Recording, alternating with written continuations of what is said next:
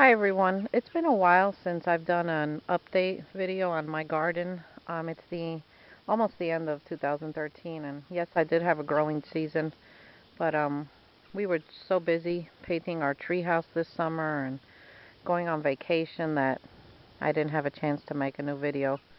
But I just want to show you what's been going on. My daughter built me like a kind of like a trellis thing going over the door here with natural sticks. I think it's pretty cute. So let's see. Over here, I harvested potatoes, and I did the back to Eden method of gardening, and the potatoes were huge. I've never grown such big potatoes. Uh, Over here, I have a plant that Cubans mostly eat it, and my family's from Cuba, and it's called a cachucha pepper, which I think if you look it up on the internet, it's called, some people call it ají dulce. And it's these little peppers, and they look like little tops. And they're sweet. And when they turn orange, that's the best time to pick them. If you let them go past the orange stage, they turn red. And then I noticed that they can get a little spice to them. But I usually wait till they're orange. I pick them, and then I chop them up and freeze them. And I add them to my Cuban black beans when we make that. This is my sweet potatoes, which next month we'll be harvesting. I added a bird bath over here that wasn't wanted. I thought it was cute. With an old tree trunk my daughter actually rolled in here for me. And here I have some just veggie scraps and peelings and stuff that I've used up to put in my new outdoor worm bin, which I'll show you. This is a tomato plant that's just about done. Now, today we're going to be expanding the garden, and I'll show you where in a minute. This is also another tomato plant that's done. Now this is a seed that I found. It's a vine of an egg gourd. These little gourds that come out growing looking like, well, like eggs. I've never grown them. I've grown the other type of gourd that looks like a duck. I think they're called bottlenose gourds or something like that. But I planted these kind of late, so I'm getting a pretty vine, but I'm not sure if I'll get a gourd this year. Maybe not. This is my basil plant, and this monstrous bush are a couple of tomato plants that did well, but I had to put a little trap down there, humane trap for squirrels and other little critters that come in here and like to mess around with my tomatoes, and then I go and I release them into the forest. My daughter's flower that we grew from a seed, and this was her box this year, so she grew some flowers there and a little tomato plant. Let's see. Over here is just an empty bed that I cleaned up, and I'm going to lay straw on top of it and getting it ready for winter. Now, these 3 panels, let's see, it's this one, and that one, and down there are going to be removed today, hopefully, if the weather holds out. Let me just put down my scraps over here. They're going to be removed today, and they're going to go, let's see, this is going to be open over here, all of it, and I don't know if you can see those metal stakes on the floor over there.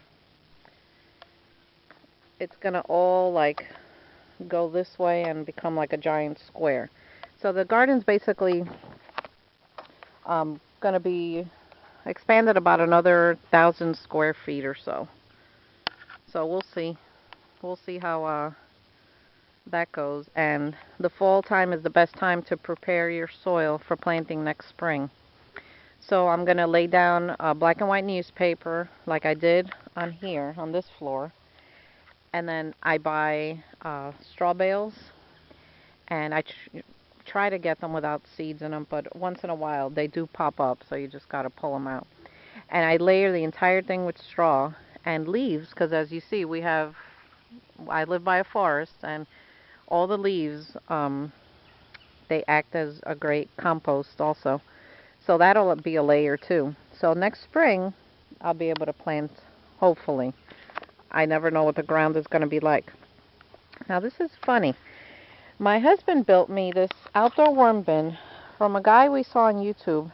His name is Rob Bob, and he's got a Facebook page called Bits Out the Garden or something like that. If you go on YouTube and look up Rob Bob, he's got like the most amazing garden and does the outdoor worm bins and everything. Really great job. So, but ever since we put this here, and of course it has drainage on the bottom so all the juice falls and the worms can come up naturally.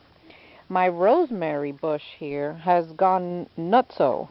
I've never had such a large rosemary bush.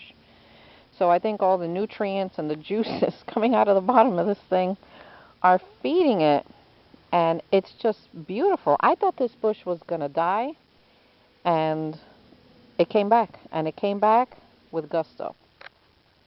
Now this is a table that we were going to throw out, and my husband managed to put some legs on it, so we'll be able to reuse it. And my tumbling composter is full of beautiful, rich compost, which I'm ready to start harvesting. But I'm waiting for the for this garden part to be, out that way. That way I can mentally look at everything and plan where I'm going to move stuff around, just so I can have more room. Now my greenhouse is a mess. I mean, it's not the best greenhouse, but when you got nothing, it's better than nothing. The zipper's broken, so I'm going to have to buy some kind of plastic to put on this and try to cover it. And it's got like, I'll show you the inside. It's got some major holes because we had a major hailstorm here a couple of years ago. So yeah, you can see that my greenhouse is not really a greenhouse. But my husband told me that if we cover it with plastic and try to fix it, I'm sure I'll be able to use it. But that's another thing I got to figure out. Now this is my other tumbling composter. As you can see, all the little bite marks over here.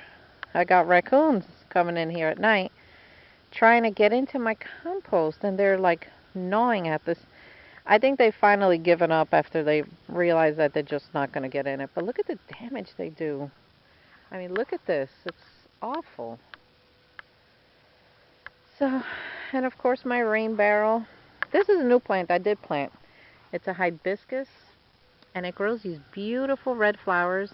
And every time a red flower pops up, I pull it off and I give it to my African greys. I have 2 pets, Esther and Elijah, and they love it. They love eating them. Hibiscus are safe for birds. And it's a nice, delicious snack for them. All right, I'll take you with me while we feed the worms. I have to keep this on it so the raccoons don't get in there. Look at all that yummy, yummy compost. This is the way I do it. I just sprinkle scraps. We juice a lot, so anything from the juicer goes in there. Anything I peel goes in there. Now I take a bunch of straw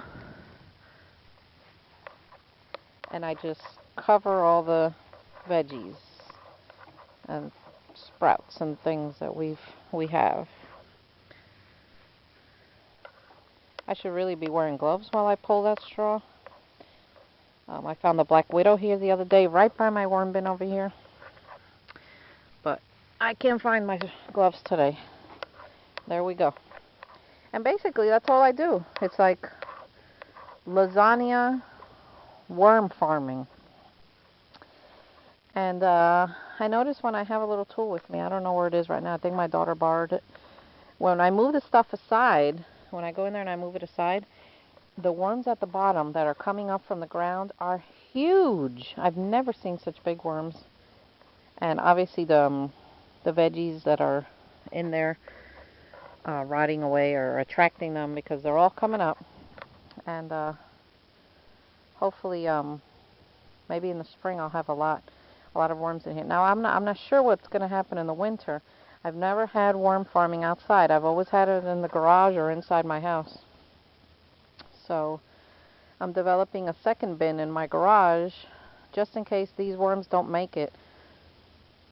I don't have to buy more worms online. I could just take worms from my second bin that I'm developing now and put them in here in the spring. But I don't know, we'll see. Some people say that they lay eggs and they freeze and they do okay. They hatch in the spring. Some people say the worms will go down, disappear, but come back up in the spring.